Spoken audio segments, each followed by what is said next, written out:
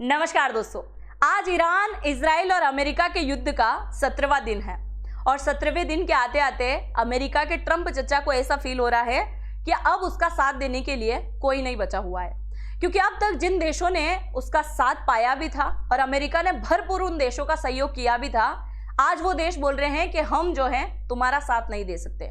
अगर तुम्हारा साथ दिया तो ईरान मिसाइल से हमला कर देगा और हमारे देश के अंदर घरेलू युद्ध शुरू हो जाएंगे, जैसा कि हम चाहते ही नहीं हैं। इसके अलावा अमेरिका ने नाटो देश तक को धमकी दे दी है और जबरदस्ती बोल रहा है कि अगर हार्मुज खाड़ी तक तुमने अपने जहाज नहीं भेजे तो फिर एक बहुत बड़ा युद्ध होगा और एक बहुत बड़ी हलचल मचेगी, जिससे शायद तुमने कभी अंदाजा भी नहीं लगाया होगा। और इसी बीच भारत के विदेश मंत्री ने एक बहुत बड़ा बयान दिया था कि अगर कूटनीति सीखना है तो अमेरिका भारत की शरण में आ जाए। तो शुरुआत करते हैं आज के इस वीडियो की और जानते इस पूरी घटना को कि आज 17वें दिन के आते आते ऐसे कैसे बयान आना शुरू हो गए हैं। मेरा नाम है अंजलि और मैं आप सभी का स्वागत करती हूं एग्जाम नारी के यूट्यूब प्लेटफॉर्म पर। सबसे पहले आप जरा यहां पर देखिए, आज है 16 मार्च और आज दोपहर को एक खबर निकल के आती है जो वाकई में चौंकाने वाली है। ट्रंप जो कई बार ब्रिक्स को लेकर कई प्रकार की धमकियां दे चुका है।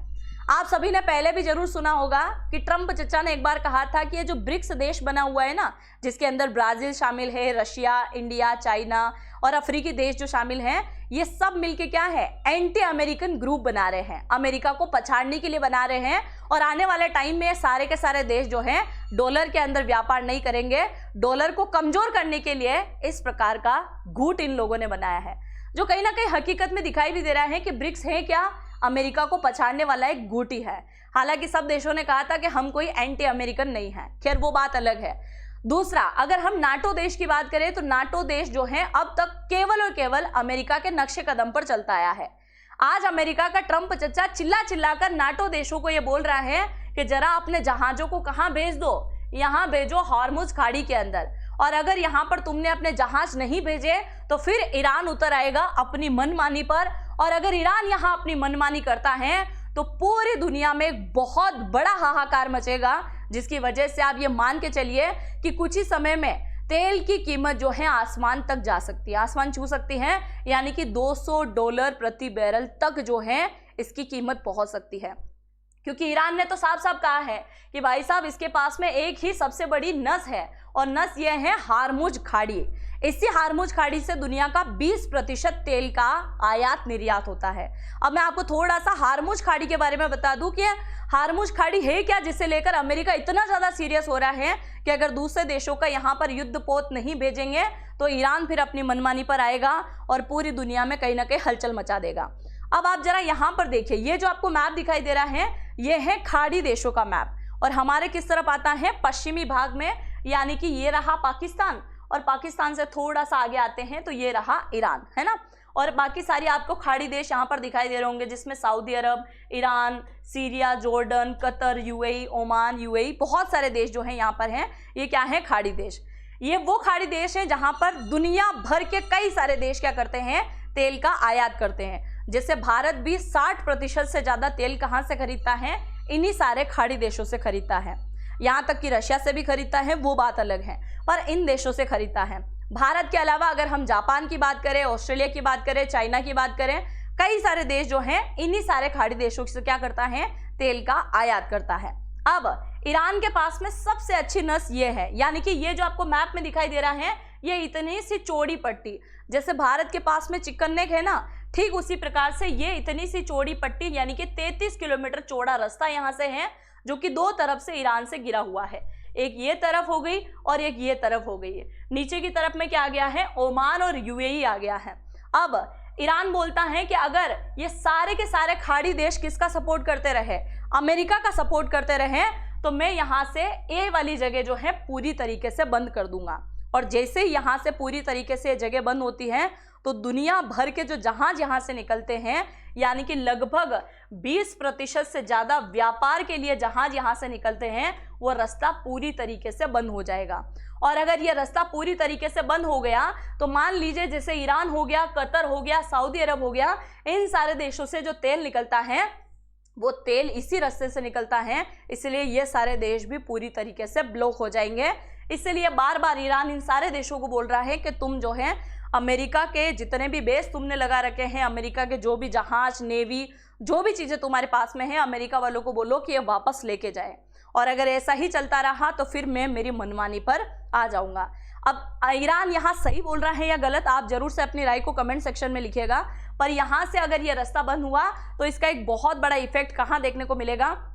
चाइना पे भी देखने को मिलेगा, भारत पे भी देखने को मिलेगा, जापान पे भी देखने को मिलेगा, कई सारे देशों को देखने को मिलेगा। अगर हम इसे थोड़ा सा जूम करें तो ये कुछ इस प्रकार की दिखाई दे रही है।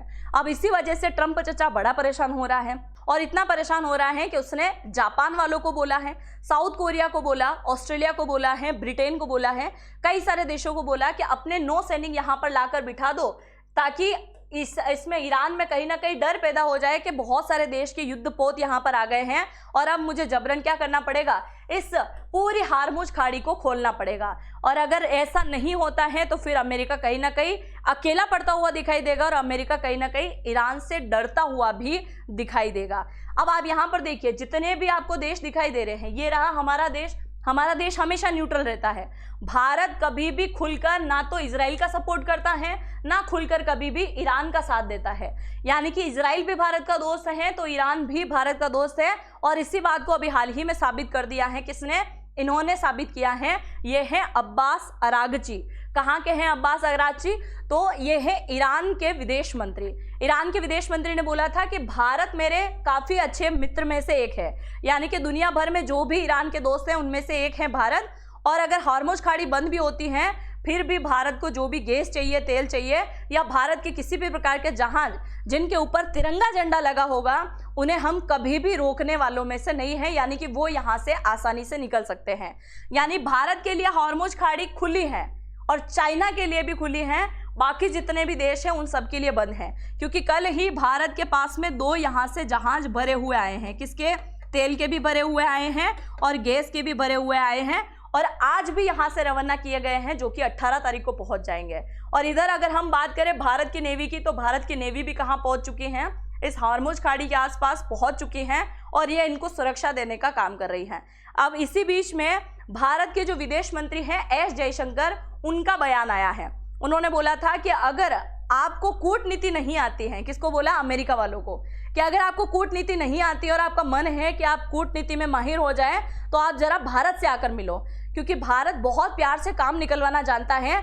और यही काम किया है भारत ने ईरान के साथ में, क्योंकि ईरान के साथ में युद्ध नहीं लड़ा जाता है, उसके साथ प्यार से पेश आया जाता है। और जब आप प्यार से पेश आओगे तो आपका काम बखूबी होगा, और इसी प्रकार का स्टेटमेंट इनका आता है। अब यहाँ एस जयशंकर ने कहाँ फ़ोन लगाया है? ईरान को फ़ोन लगाया, और ईरान को सीधी पूरी समस्या बताई कि भाई साहब, आप अगर गैस सिलेंडर नहीं भेजोगे और तेल वेल नहीं भेजोगे तो भारत में हाहाकार मचेगा।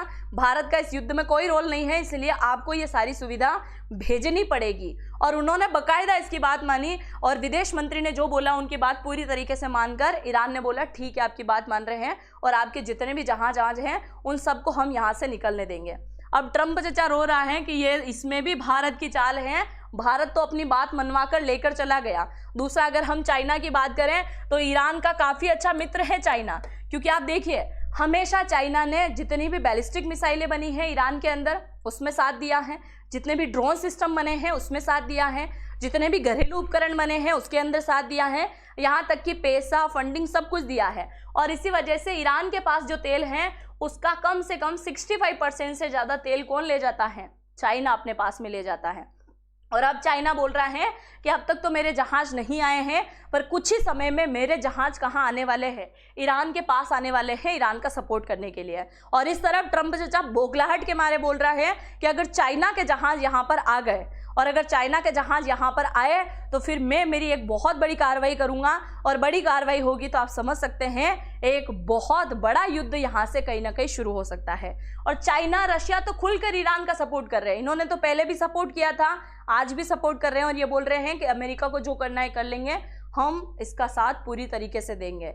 अब इसी बात को लेकर ट्रंप इतना ज़्यादा परेशान हो रहा है कि दुनिया भर से बोल रहा है कि तुम मदद कर दो। अब आप देखिए, जापान जिसके ऊपर 1945 में इसने परमाणु गिराया, फोड़ दिया जापान को बोला कि मैं तुम्हारा मदद करूंगा, सैन्य सपोर्ट करूंगा, सब कुछ करूंगा, और जापान के अंदर 60 से 80 हज़ार अपनी सेना को बिठा रखा है।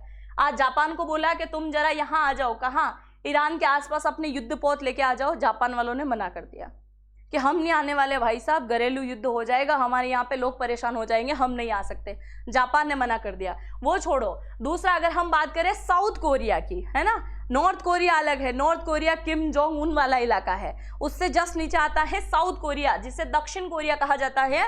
दक्षिण कोरिया के अंदर भी अमेरिका ने अपनी सेना बिठा रखी है, बड़े बड़े एयरबेस बना रखे हैं, नेवी भी अपनी बिठा रखी है, परमाणु तक यहाँ पर तैनात कर रखे हैं। इसको फोन लगाए, भाई साहब तुम तो जरा यहाँ आ जाओ, इसको ईरान को सबक सिखाना है, इसलिए अपने जितने भी युद्धपोत हैं उनको भेज दो। साउथ कोरिया वाले बोल रहे हैं अगर हमने ऐसा कर दिया तो ईरान मिसाइल चला देगा, और अगर मिसाइल चला दी तो सीधे युद्ध में कौन शामिल होगा। युद्ध का संकट बहुत बड़ा होता है। हम हमारे देश में भले हैं, हम नहीं आना चाहते। आप जरा सोचो कि अमेरिका हमेशा इनका सपोर्ट करता है। मैं तो बोल रही हूँ, इनको क्यों बोल रहा है अमेरिका? अमेरिका यहाँ कॉल करे ना, यहाँ पाकिस्तान वालों को।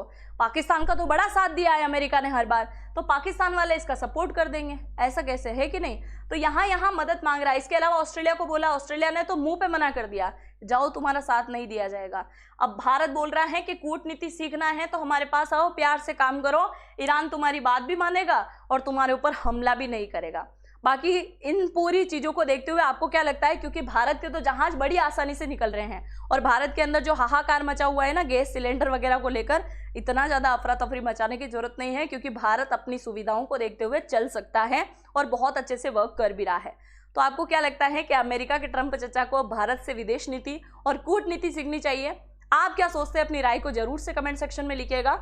और जिन देशों ने आज अमेरिका का साथ देने से मना कर दिया, वो देश जिनका हमेशा अमेरिका ने सपोर्ट किया, उस चीज को लेकर आप क्या सोचते हैं? जरूर से अपनी राय को कमेंट सेक्शन में लिख दीजिएगा। और आज तकरीबन 10-12 दिन बाद मैंने वापस से लाइव आकर वीडियो बनाया है, और तो ये अपने दोस्तों के साथ में साझा कर दीजिएगा। और आज से अपनी क्लासेस वापस जो हैं कंटिन्यू चलने वाली हैं। बाकी ईरान के आसपास जो हैं भारत की नेवी जो है पूरी तरीके से पहुंच चुके हैं, और जहाज बहुत आसानी से निकल रहे हैं। जिन जहाज के ऊपर इंडिया का फ्लैग लगा हुआ है वो बहुत आसानी से जा रहा है। इधर अगर हम बोले कि अमेरिका पूरी तरीके से अकेला है, तो अभी भी पूरी तरीके से अकेला नहीं हुआ है, क्योंकि इजराइल पूरी तरीके से सपोर्ट कर रहा है ना।